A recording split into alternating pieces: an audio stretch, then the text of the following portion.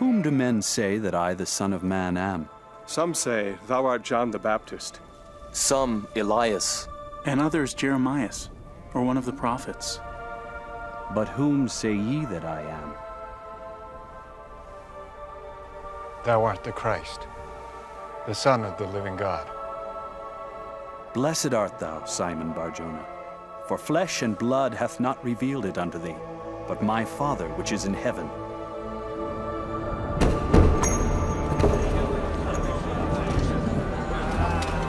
And upon this rock I will build my church, and the gates of hell shall not prevail against it. They were killed. Peter, James, Stephen. John was exiled. There was an apostasy from the truth, a falling away, just as Paul had prophesied.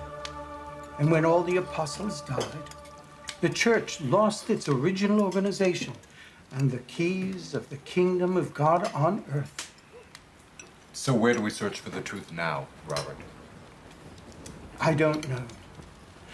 But the scriptures are clear. There must be prophets and apostles. Consider Amos. Surely the Lord God will do nothing, but he revealeth his secret unto his servants, the prophets. Yes, but preacher says that with our greater faith today, such men with their miracles, well, they're just not needed anymore. They were for the dark ages of the world. And I say, give me the dark ages of the world. Give me those times when men were guided by the prophets and apostles who received revelation from the Almighty. I believe the Lord God will soon raise up a people and a church with prophets, apostles, and all the gifts, powers, and blessings which it ever contained in any age of the world. It is for that church that we must seek, one with the same organization as in Jesus Christ's day. And what if such a church doesn't exist? Then we must pray the Lord will show us the way, Asmon. Well, rain seems to be letting up. I must be going. Thank you for dinner. It was lovely. We must continue our conversation later, Afek. Goodbye, Wilford. Goodbye.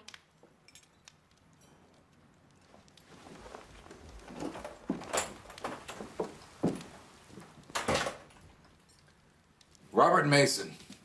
He's a good friend, but he has strange ideas. Who would believe such things? I believe him.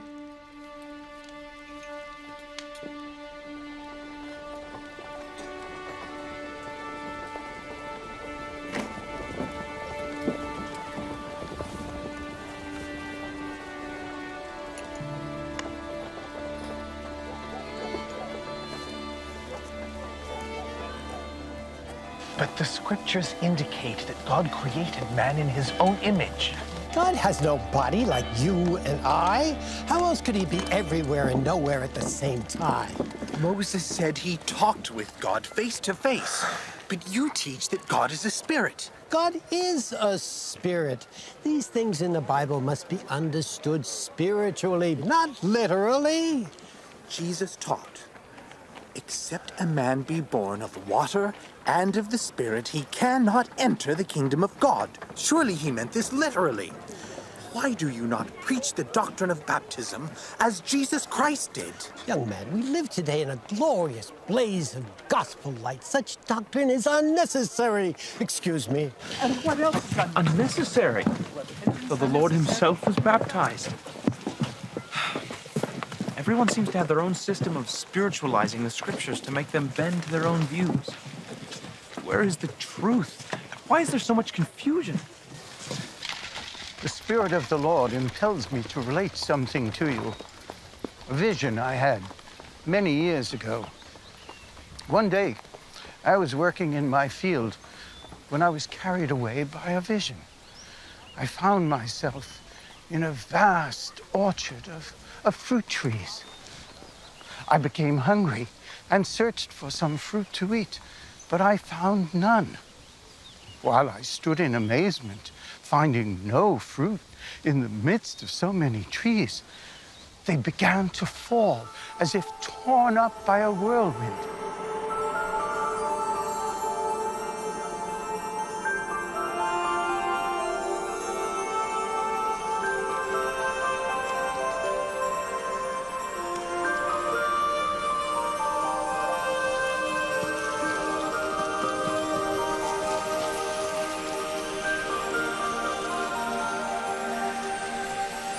I stretched forth my hand, plucked some fruit. I gazed upon it with delight, but as I was about to eat it, the vision closed. I didn't taste of the fruit. I never tasted of it.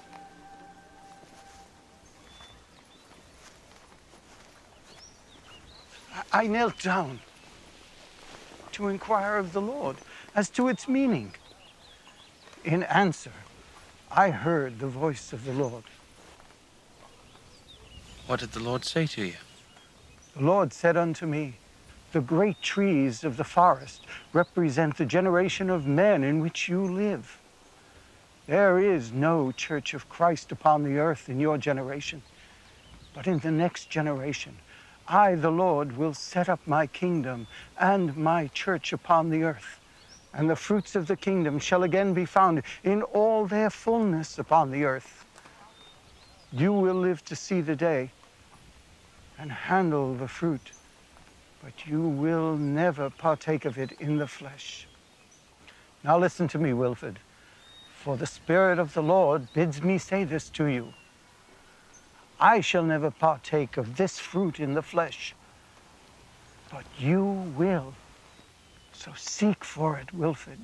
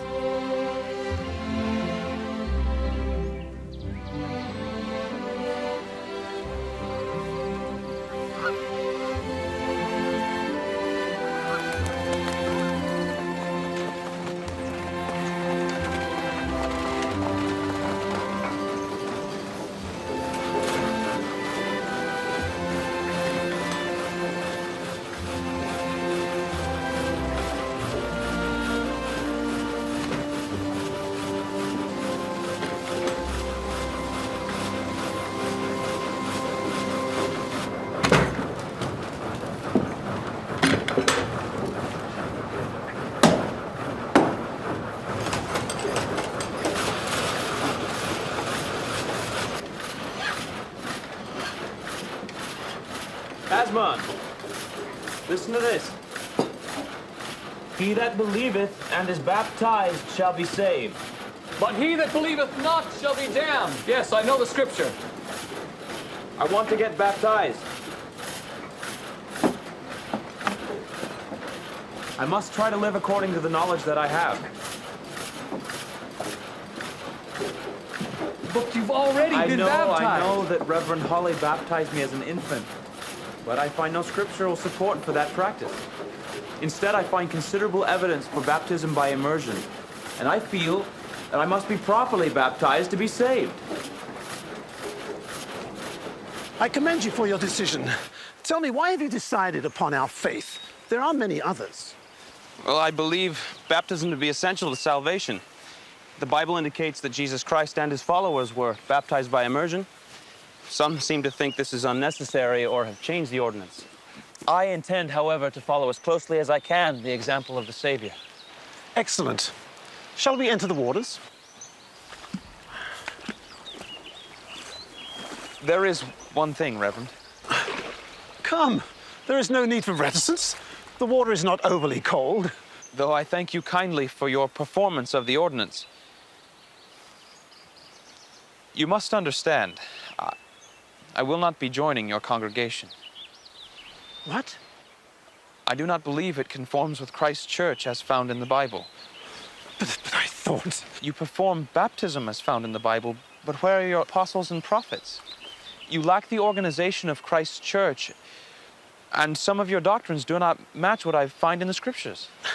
Am I to understand that you wish me to baptize you, but that you refuse entrance into the kingdom of God? It is God's kingdom I seek, Reverend. But the Bible persuades me that your church is not it.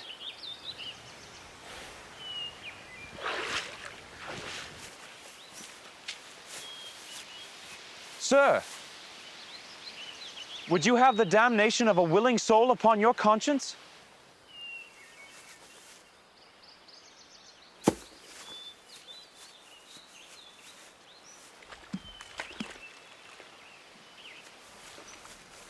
And no man taketh this honor unto himself, but he that is called of God, as was Aaron. You saying Reverend Pippin didn't have the authority to baptize me? Aaron received his authority by the laying on of hands by a prophet of God. Did Reverend Pippin? Don't forget your lunch. It's your favorite. Oh. Thank you. Without the authority, how then would he be saved? Are we damned, Asmund?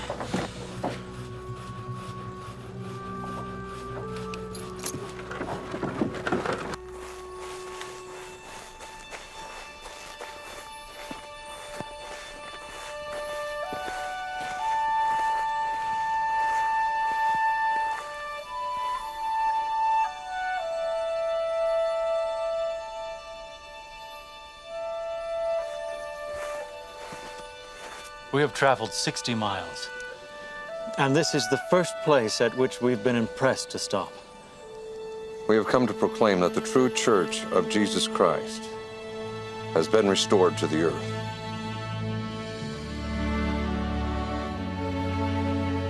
Oh, please come in.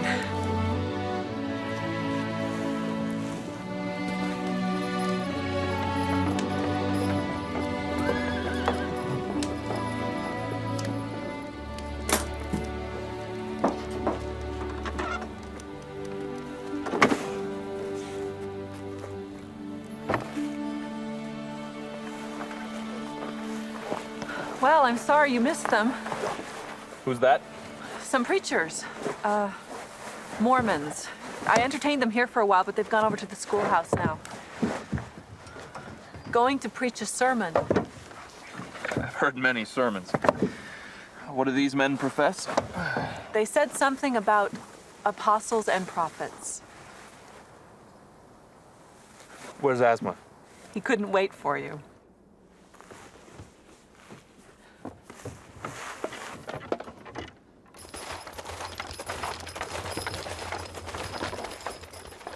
But I tell you, the Lord is establishing his kingdom once again upon the earth, with prophets, apostles, and all the gifts and blessings as were found in the Savior's church of old.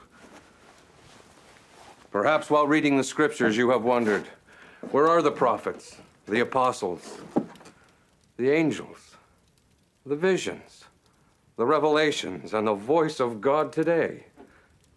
Some will tell you that these manifestations are unnecessary in our day and age of the world. But I am thankful and rejoice that the glorious gospel of Jesus Christ has been restored, and that there is a prophet again on the earth with revelation and the voice of God heard once more by men today.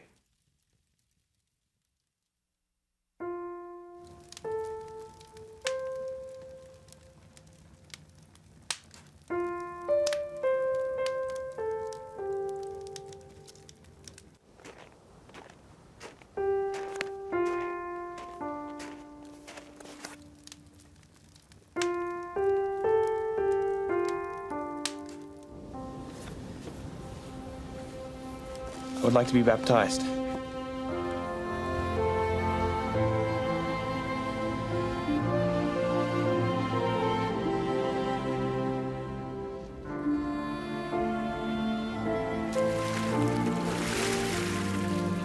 Dear Father Mason, what glorious news! The ordinances necessary to salvation are restored in their correct form. I do not feel the cold, brother. I received the ordinances of baptism. and the laying on of hands by those holding the authority, the priesthood of God being received directly from the ancient apostles. And say unto you, receive the Holy Ghost. I know for myself that God has established through Joseph Smith the prophet, the true church of Jesus Christ upon the earth, and I have united with it. I feel my mind is engaged in a glorious work. In it I'll live and in it I'll die. I have found the kingdom. May Almighty God permit you his presence and prepare you for his kingdom and coming, is the prayer of Wilford Woodruff.